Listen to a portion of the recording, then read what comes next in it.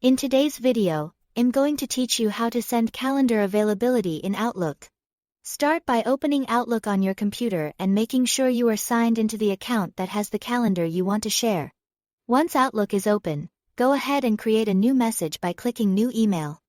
If you are already in an existing conversation and want to send your availability as part of that thread, you can also reply to that email instead. Either option works. So just choose the one that fits your situation. After your email window opens, look at the top ribbon and click the Insert tab.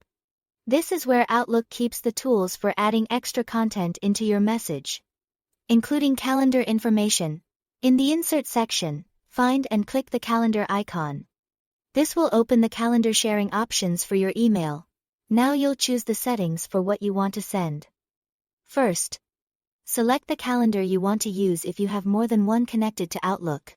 Then pick a date range. For example, you might choose the next 7 days if you only want to show your short-term availability. You will also see display options for how much detail to include. If you want to protect your privacy, choose availability only. This is usually the best option because it shows when you are free or busy without revealing the titles or details of your appointments. Once those settings look right, click OK. Outlook will automatically place your calendar availability into the body of the email.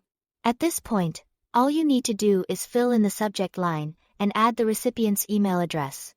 Before sending, it's a good idea to quickly review the message so you can make sure the date range and availability settings are exactly what you intended to share.